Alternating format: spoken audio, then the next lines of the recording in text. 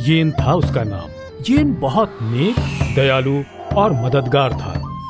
एक दिन की बात है, येन अपने बिस्तर पे लेटा था और तभी एक आकाशवाणी हुई। ये अब तुम्हारा अंत नजदीक है। येन ये सुन के सोच में पड़ गया कि उसके बाद तिब्बत का क्या होगा। वो अपने जादुई प्याले के पास गया और उसने बोला, जादू, जादुई प्याले, बताओ मुझे, कौन है मेरे जैसे जो मेरी गद्दी संभाले।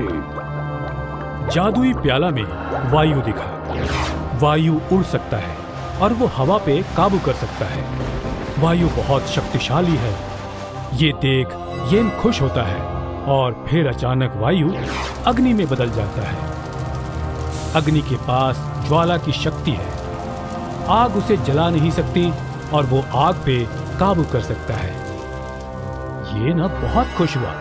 उसे लगा शायद अग्नि वायु से बेहतर है, और तभी अग्नि जल में बदल गया। जल के पास पानी की शक्ति थी। वो पानी पे चल सकता था, बारिश बरसा सकता था। अब येन को ये समझ नहीं आ रहा था कि उसकी गद्दी कौन संभालेगा, अग्नि, वायु या जल। येन सोच में पड़ गया और उसने निर्णय लिया कि वो तीनों जादूगरों से मिलेगा और फिर अपना फैसला लेगा। उसने अपनी जादुई छड़ी घुमाई और तीनों भाइयों की गुफा में पहुंच गया। तीनों जादूगर साथ में खाना खा रहे थे। मैं येन हूँ, 7 सालों से तिब्बत का राज जादूगर। मैं यहाँ तुम तीनों से मिलने आया हूँ क्योंकि अब मैं बूढ़ा हो चुका हूँ और मैं चाहता हूँ कि तुम तीनों में से जो सबसे शक्तिशाली हो वो मेरी गद्दी संभाले, मतलब तिब्बत का राज जादूगर बने। लेकिन तुम तीनों में से सबसे शक्तिशाली जादूगर है कौन? मैं शक्तिशाली हूँ क्योंकि मैं सब कुछ जला सकता हूँ पर खुद नहीं जलता।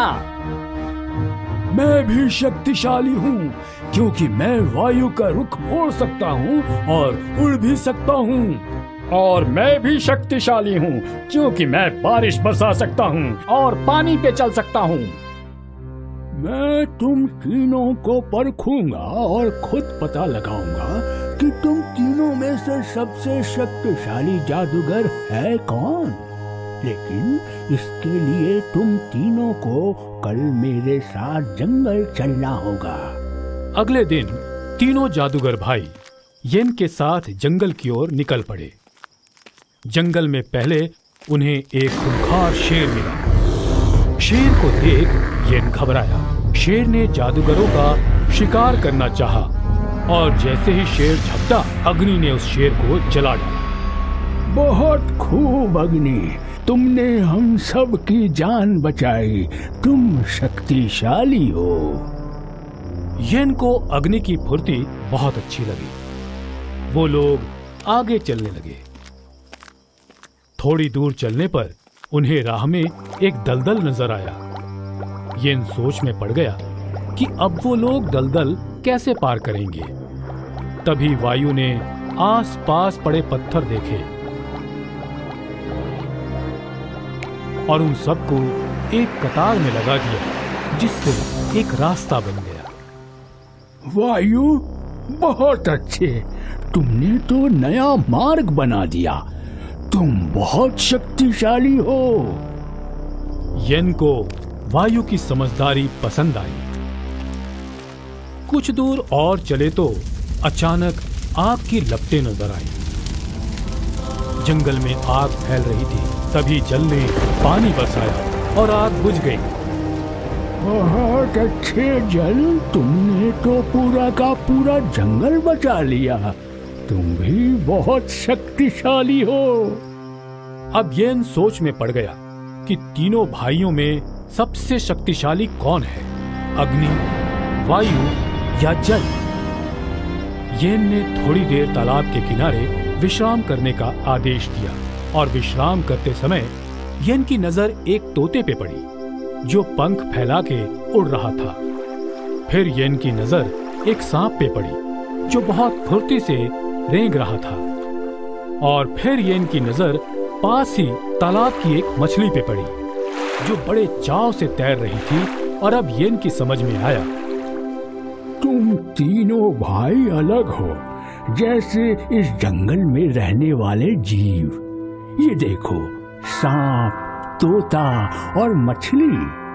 न सांप उड़ सकता है, न मछली रेंग सकती है और न तोता तैर सकता है। सबकी अपनी अपनी खासियत है। तुम तीनों के तीनों अपने अपने गुणों में शक्तिशाली हो। मैं तुम तीनों को तिब्बत ले जाऊंगा और तुम तीनों मेरी गद्दी संभालोगे। येन तीनों भाइयों में से शक्तिशाली जादूगर कौन है ये तय नहीं कर पाया, क्योंकि तीनों अलग अलग थे। येन को ये समझ में आ गया कि वो तीनों भाइयों की तुलना एक दूसरे से नहीं कर सकता, क्योंकि तीनों जादूगर अपने अपने गुणों के महारथी थे। इसलिए कहते हैं, अपनी अपनी डफली, अपना अपना राग। हमें किसी और के साथ